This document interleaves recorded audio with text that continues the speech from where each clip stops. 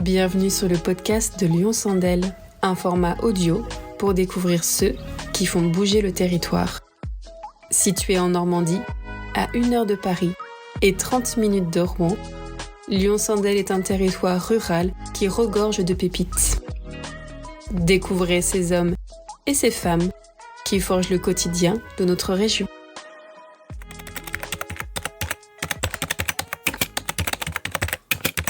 Aujourd'hui, nous partons à la rencontre de Séverine Frère de la Ressource IT. Basée à Charleval, Séverine a ouvert en 2023 un tiers-lieu pour lutter contre la fracture numérique.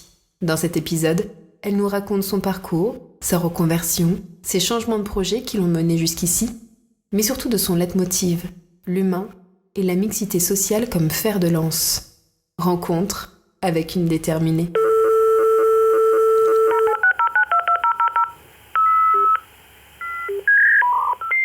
Je m'appelle Séverine Frère, j'ai 50 ans, je suis conseillère numérique et je suis porteuse du projet La Ressource IT. La ressource, parce qu'il y a différentes ressources au sein de l'association, et puis IT, c'est le nom générique de l'information et technologie. C'est un projet qui va lutter contre l'électronisme. Alors on en entend beaucoup parler aujourd'hui. Donc on va lutter par l'accompagnement avec mes missions de conseillère numérique, mais aussi par l'équipement, puisque on va permettre aux gens d'acquérir du matériel informatique à bas coût. Je crois que mon objectif principal, c'est créer de la mixité sociale. C'est vraiment mon but. Les coworkers, eux, ça leur permet de faire du réseautage. Et puis, par exemple, un demandeur d'emploi, ça permet aussi de voir des coworkers bosser. C'est vraiment mon but. La mixité sociale, je trouve ça important.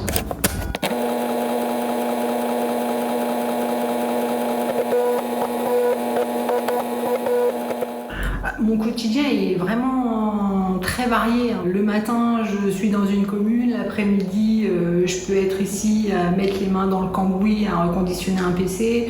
Ou l'après-midi, je peux aider quelqu'un à faire une démarche administrative ou faire un CV. C'est vraiment ça. C'est la diversité de mon métier. C'est vraiment ce qui m'attire aujourd'hui. Et puis aussi le fait de travailler pour soi. Je crois que c'est vraiment important.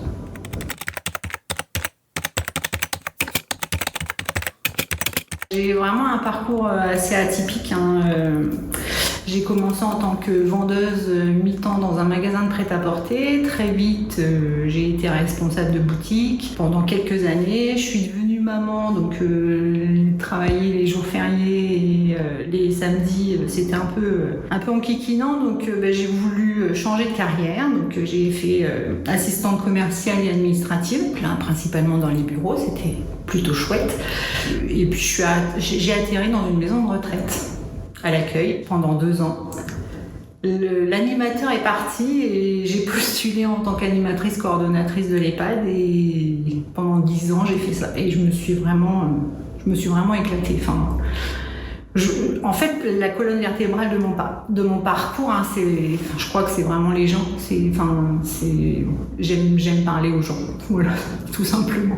J'ai commencé avec la médiation numérique. Voilà, c'est ma colonne vertébrale, c'est discuter avec les gens. Donc la médiation numérique, c'était plutôt pas mal. Et puis, il y a eu le Covid. Mon fils était en seconde numérique et on s'est aperçu qu'il y avait plein de gamins qui n'avaient pas d'outils numériques. Parce que voilà, manque de moyens, manque de temps pour les parents, bref. On s'est dit, il y a un besoin, on va essayer de le faire. Alors après, je suis accompagnée d'un professionnel, donc du coup c'est plus simple. Parce que moi, le reconditionnement d'ordinateur, j'en étais bien loin. Je crois que j'ai trébuché parce que, en fait, si vous m'aviez parlé de ça il y a 5-6 ans, je vous aurais dit moi le numérique, pas du tout. Et puis encore moins mettre les mains dans une tour pour la reconditionner.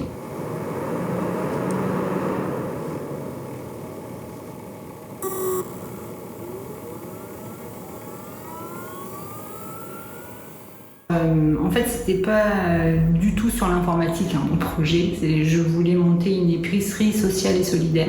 Et voilà, il y a eu des contretemps et ça s'est pas fait. Et mon époux m'a vu, parce que ça faisait quand même déjà plus de 2 ans que je travaillais sur le projet de l'épicerie sociale et solidaire.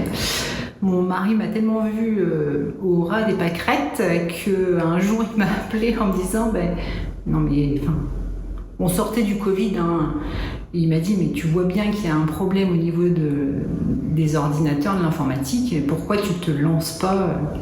Et en 3 jours j'ai réécrit le projet. Et voilà ce que ça donne. Alors effectivement, il a évolué, puisque en fait à la base, je devais avoir un local d'un petit 80 mètres carrés, et puis en fait ça s'est pas fait, et du coup on a trouvé cette maison, et forcément ça évolue puisqu'on a gagné du mètre carré. Donc on est passé de 80 à 160 mètres carrés, et c'est là où on s'est dit du coworking, il n'y a rien sur le territoire, donc pourquoi pas.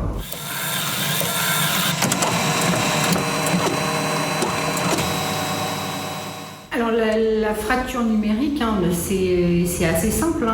C'est aujourd'hui, toutes les démarches administratives se font sur Internet.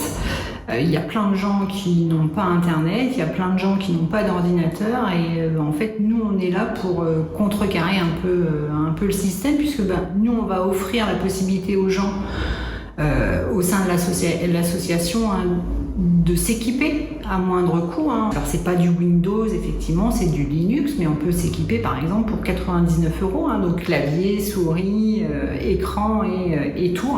Je pense que 99 € en 2 mois, on met 50 € par mois de côté, on peut s'équiper. Et puis ça leur permet aussi, par exemple, de trouver du boulot ou même vendre des articles sur Internet. On est là aussi pour les accompagner à apprendre à faire des choses comme ça. Donc pour moi c'est un projet innovant. Alors effectivement c'est le mien, donc forcément je vais le défendre, mais sur le territoire je pense pas qu'il y ait un lieu comme ça. En fait un tiers-lieu c'est vraiment un espace de vie, et c'est vraiment ce qu'on a envie de faire.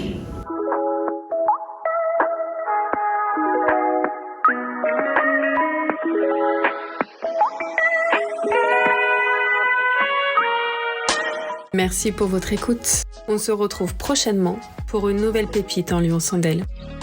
D'ici là, retrouvez l'intégralité du reportage et plus encore sur le site cdcla.fr et les réseaux sociaux Facebook et LinkedIn de Lyon-Sandel. À très vite!